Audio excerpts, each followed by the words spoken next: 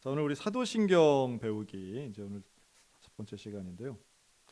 우리 사도신경이 이제 문단마다 우리가 좀 살펴보고 있습니다. 우리는 뭘 믿는가? 우리의 믿음의 고백 사도신경에는 우리는 세상을 창조하신 아버지 하나님을 믿고요. 또 나를 구원하신 부활하신 예수님을 믿는 것이고, 그리고 성령님을 믿죠. 그래서 성부, 성자, 성령을 믿는데 그 중에 가장 핵심이 되는 내용은 이제 성자 하나님, 즉 예수 그리스도에 대한 믿음의 고백입니다. 이게 기독교의 고백이 되는 거죠. 그래서 기독교인들은 뭘 믿는가? 우리가 믿음의 사람, 믿음으로 구원을 받는데 과연 우리는 어떤 것을 믿고 있는가? 이걸 확실하게 하는 시간이 이제 수요일 저녁이에요. 그래서 오늘은 사도신경의 5번째 문장인데요. 한번 따라할까요? 장사된 지 사흘 만에 죽은 자 가운데서 다시 살아나셨으며. 자, 이제 세 가지로 볼 수 있는데, 첫째는 장사됐다, 두 번째는 사흘 만에, 세 번째는 부활하셨다, 이렇게 정리할 수 있겠습니다. 그 장사는 말 그대로 장례를 치르는 겁니다. 여러분, 예수님은 죽었다가 살아나셨는데 중요한 건 장례를 치르셨다는 거예요. 여러분, 이게 왜 중요할까? 여러분, 장례를 치렀다라고 하는 건 혼자 어디서 비밀리에 죽었다가 살아나신 게 아닌 거예요. 그렇죠?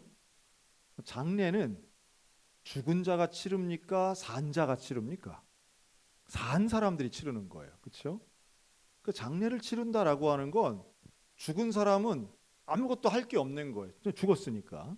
근데 살아있는 사람들에게는 장례는 상당히 분주한 일입니다. 참 장례가 신기한 게요.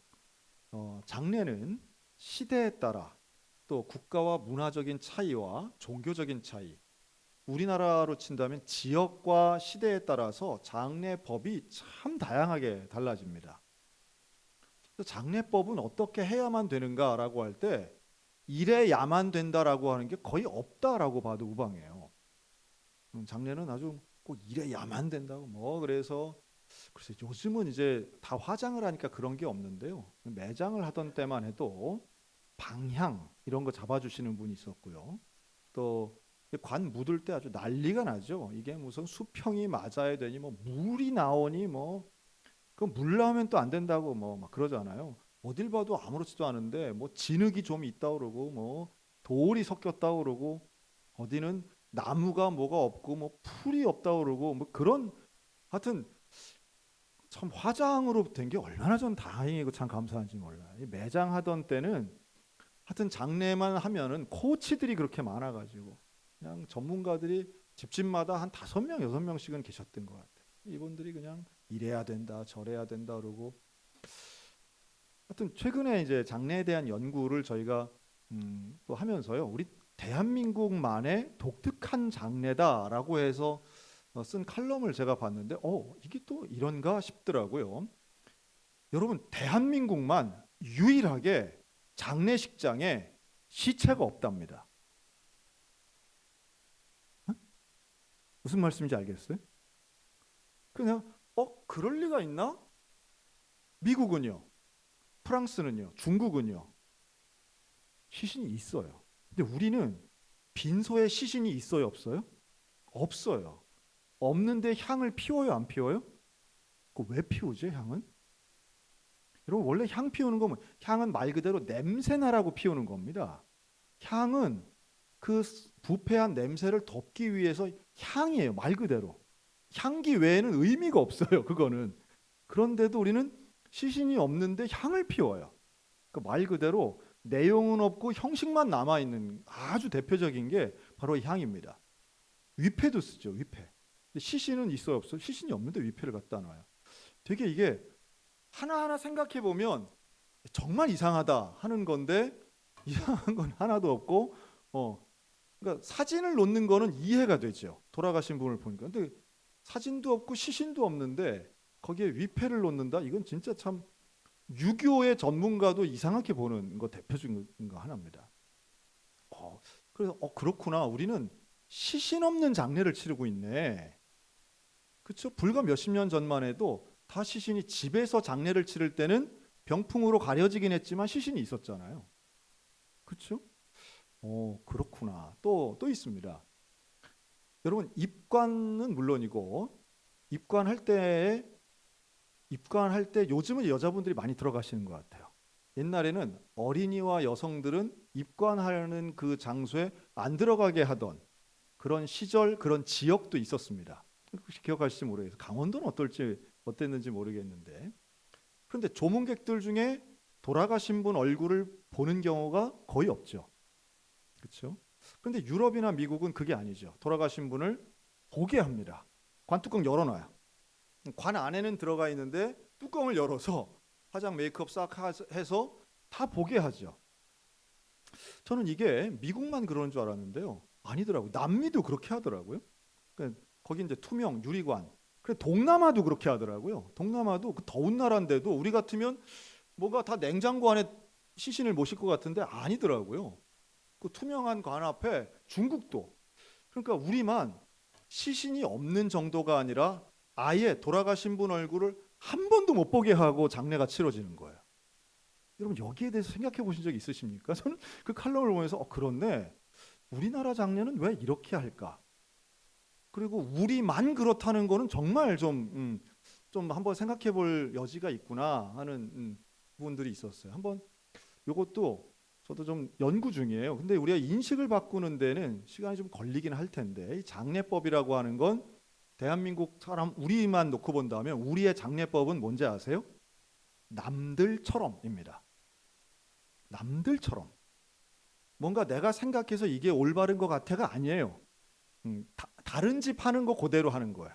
그리고 장례 지도사가 해야 된다니까 하는 것들이 대부분인데 시신을 좀 볼 수 있는 것도 되게 의미가 있겠다 하는 생각은 하고 있는 거죠.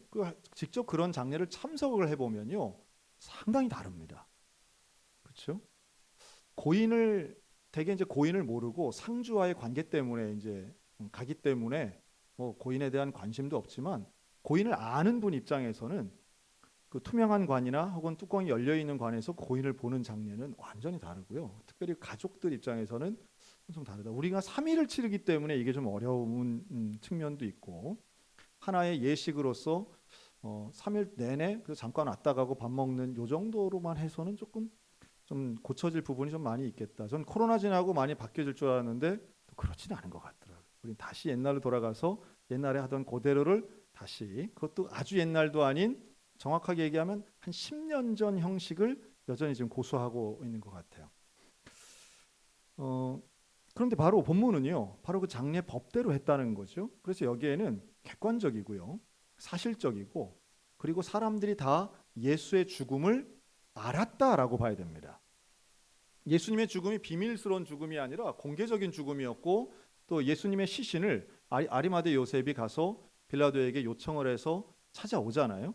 그리고 새로운 무덤, 한 번도 쓰지 않은 새 무덤에다가 예수님을 모시면서 세마포로 감싸고 또 여기에 여러 가지 향품을 이용해서 제대로 된 장례를 치른 거예요. 많은 사람들이 그 과정을 보는 거죠. 이것은 예수님이 확실히 죽었다라고 하는 것을 많은 사람들이 보았고 장례를 통하여 확인된 사실입니다. 다시 말해 예수님이 임시적으로 혹은 잠깐 죽음을 흉내내거나 죽은 척하거나 혹은 임사 상태에 있었던 게 아닌 확실한 죽음과 완벽한 장례를 통해서 이 죽음 자체가 완성되었다는 것을 증명합니다. 그게 바로 장사된 지, 장례를 치렀다라고 하는 말씀이에요. 그리고 며칠 만에요? 사흘 만에. 자, 여기에 대해서 이렇게 좀 부정적인 비판적인 견해를 하는 사람도 있어요. 뭐냐 하면 예수님이 실제로 돌아가신 시간 언제냐 하면 금요일 오후입니다. 그렇죠? 금요일 오후. 그리고 부활을 하신 것은 최소한 빈 무덤을 확인한 것은 주일 아침이에요. 그러면 이게 시간으로 보면 하루 반입니다. 하루 반.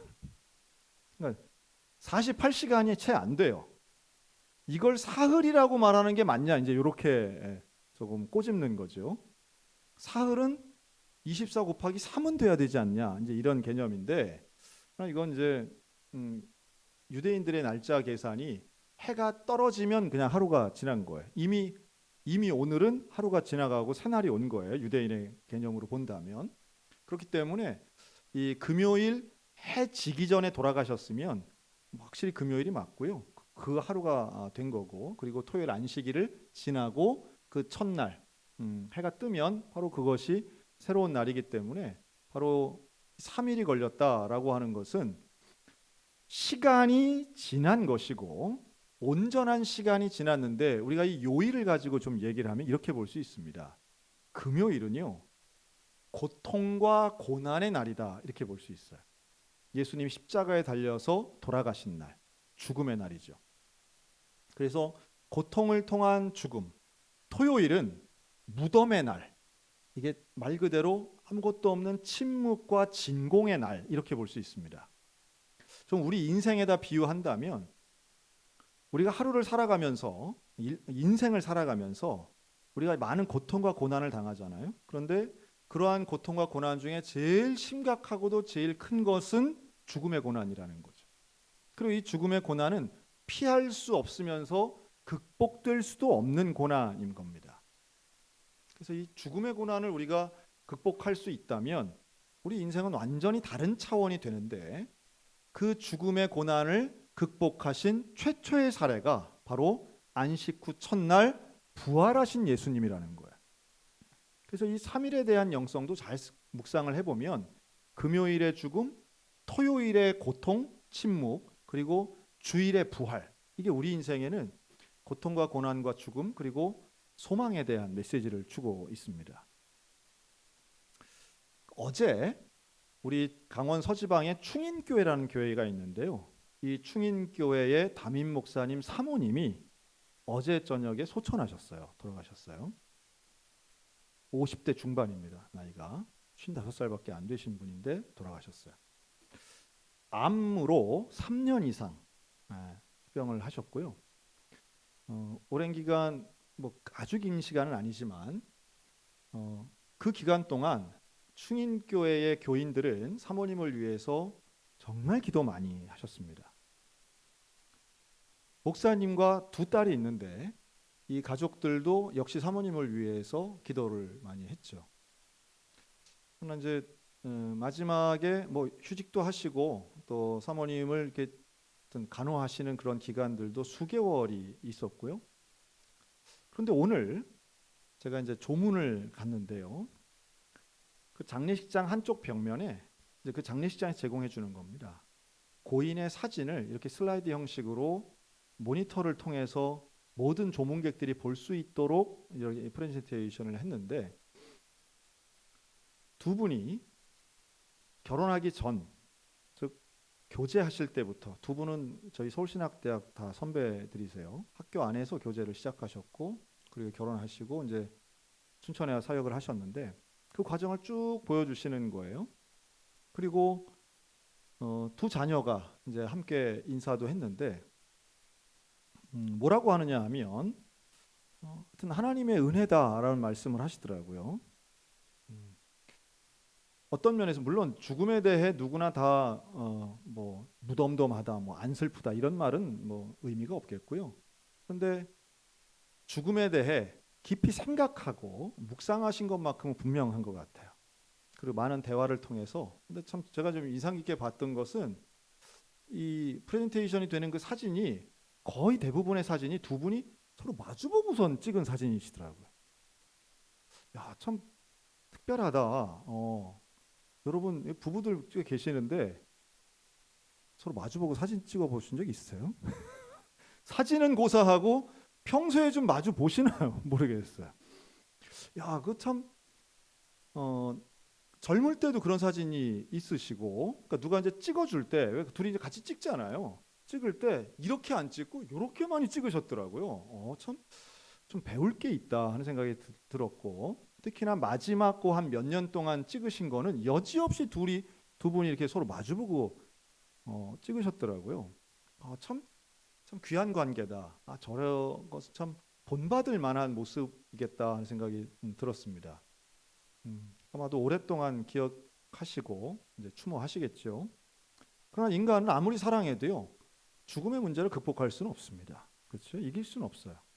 죽음이 우리를 갈라놓기 전까지 우리는 서로 사랑하는 겁니다.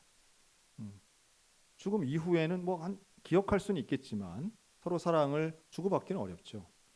그런 면에서 우리 인간의 한계를 고스란히 드러내주는 것은 결국 토요일의 무덤이라고 저는 믿습니다. 하여튼 요즘 많은 그런 생각들 합니다. 이번 한 주간 동안에 장례가 우리 교회에도 장례가 몇 건이 있어서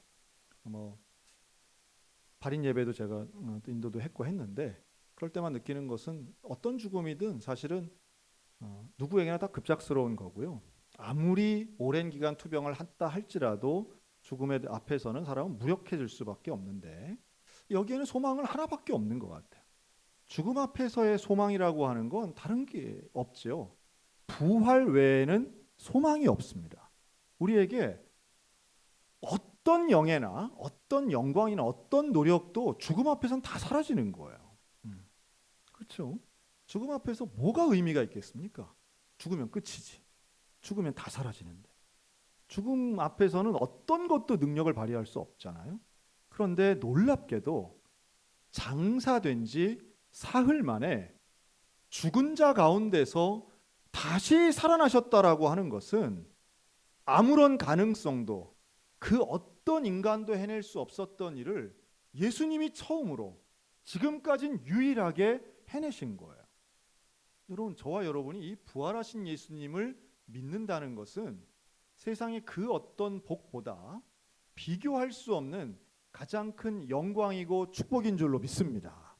그러니 이종규 목사님 그 가정도 결국은 이 부활의 소망 이거 외에는 위로가 없는 거죠. 그래서 이제 부활이 나오는데요. 죽은 자 가운데 다시 살아나신 것. 그럼 예수님은 왜 부활하셨을까요?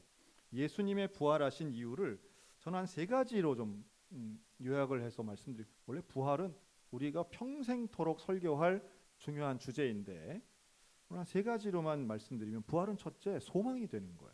소망입니다. 부활은 죽음 앞에서의 어떤 것도 안 되는데 부활만이 소망일 수밖에 없어요. 다시 살아나는 거죠. 고린도전서 15장 16절에서 18절 한번 같이 읽습니다. 시작. 만일 죽은 자가 다시 사는 것이 없으면 그리스도도 다시 사신 것이 없었을 터이요.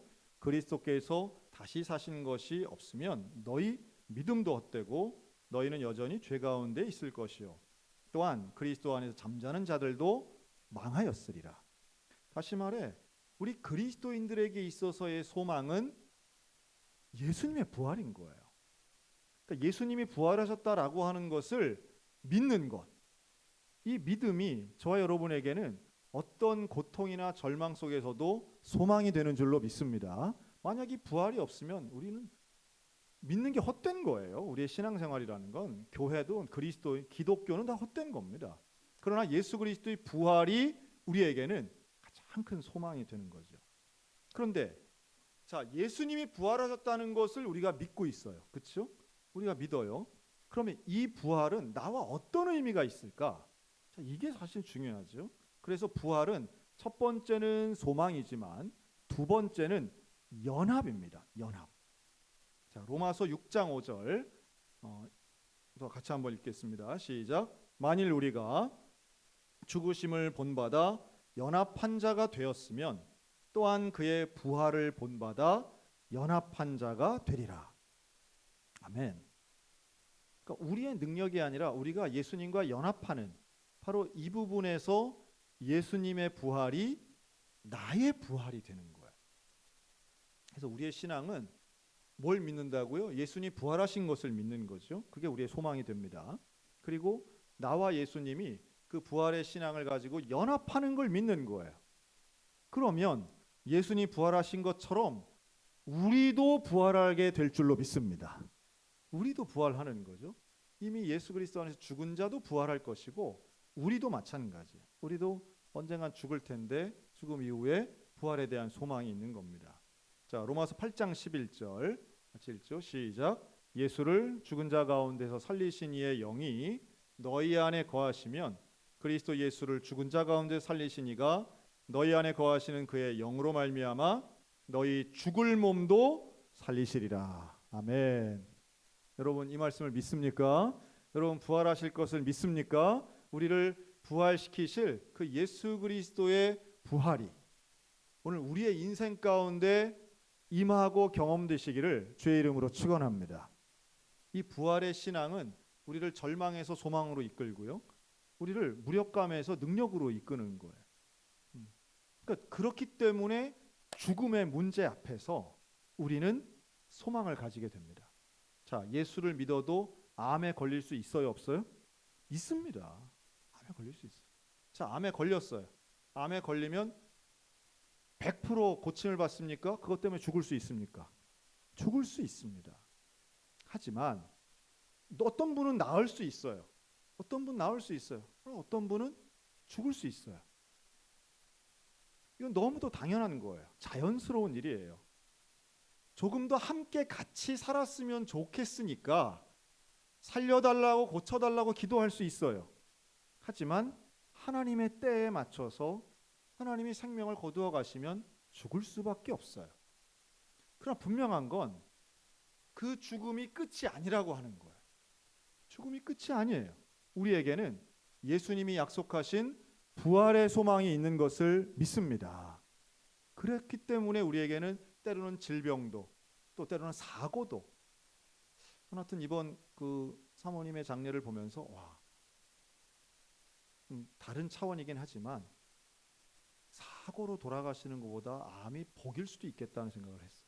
참 생각 많이 합니다.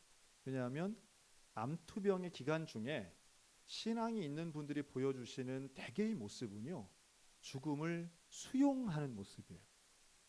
죽음을 하나님 앞으로 가는 과정이라고 받아들이신다는 거야. 여러분 우리가 지난 3년간 해피엔딩 프로젝트 했잖아요.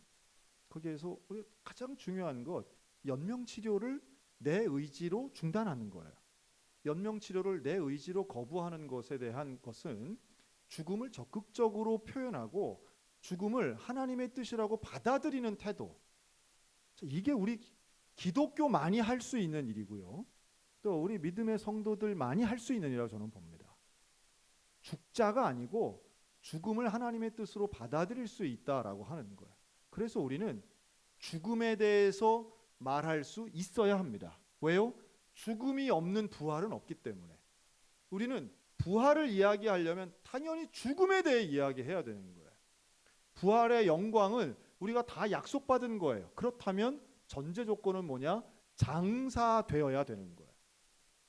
그러니 장사되는 것, 죽는 것, 이것은 슬픔은 분명히 그 순간에 임하긴 하지만 그 장사되고 죽는 것에 대해 우리는 거부하거나 혹은 외면하지 말고 죽음에 대해 직면하고 수용해서 하나님의 부활의 소망 가운데 나아갈 수 있도록 이해해야 됩니다. 우린 결국 죽어요. 예수님이 우리 죽음 이전에 재림하시지 않는다면 우리는 죽음을 경험할 수밖에 없어요.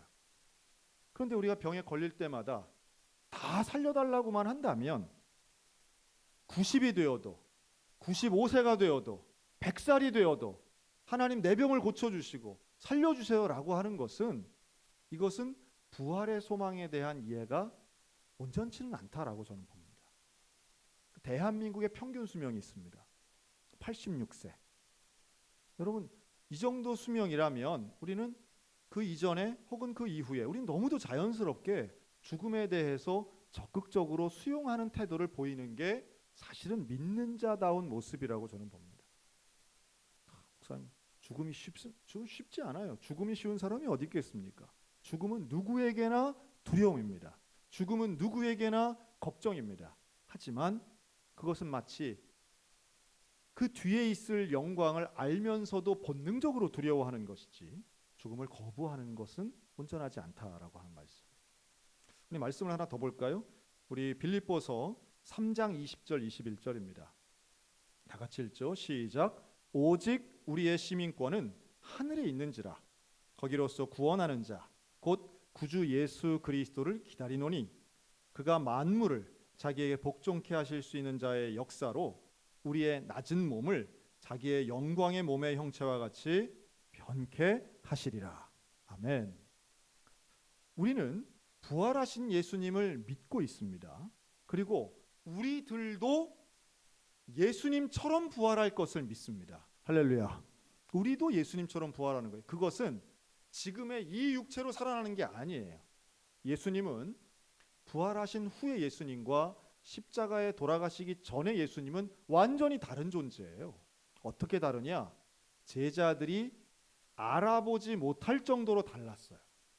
엠마오로 가는 두 제자가 예수님 못 알아봐요. 왜 못 알아봤을까요? 부활체는 그만큼 영광스럽고 거룩하기 때문입니다. 전혀 달라요. 시공간을 초월해요. 갑자기 나타나시고 갑자기 사라지세요. 이 땅에서의 조건에 제약을 받지 않으신다는 뜻이죠. 그러니까 그냥 우리가 죽었다가 관뚜껑 열고 나오는 이런 부활이 아니에요. 그냥 있는 그대로의 모습으로 태어나고 뭐 그런 질문들 하잖아요. 부활하면 몇 살로 부활합니까? 뭐 이런 분들 계세요. 30살 때요. 아니 뭐 80에 죽었어요. 80살. 그렇지 않아요. 보면 나이나 결혼 여부나 이런 것이 분간되는 그런 부활체가 아닌 거예요. 그러니까 우리가 부활에 대해서 잘 이해를 하셔야 됩니다. 그러니까 왜냐하면 사례는 딱 하나밖에 없는 거예요. 예수님밖에 없는 거예요. 예수님 외에는 아직까지 온전한 부활을 한 존재가 없지 않습니까? 그렇기 때문에 예수님의 부활은 인간의 육체 오로지 딱 하나만 증거로 보여주시기 위해서 옆구리의 창자국을 특별한 예로 보여주신 것이지 그런 육체의 한계를 뛰어넘으시는 이런 부활체로 부활하신다라고 하는 거죠. 그래서 우리에게는 사실 우리의 시민권은 하늘에 있고 영광된 몸의 형체와 같이 변하게 되는 겁니다. 뭐 키가 커지냐 뭐 이렇게 우리가 표현할 수는 없는 거겠죠.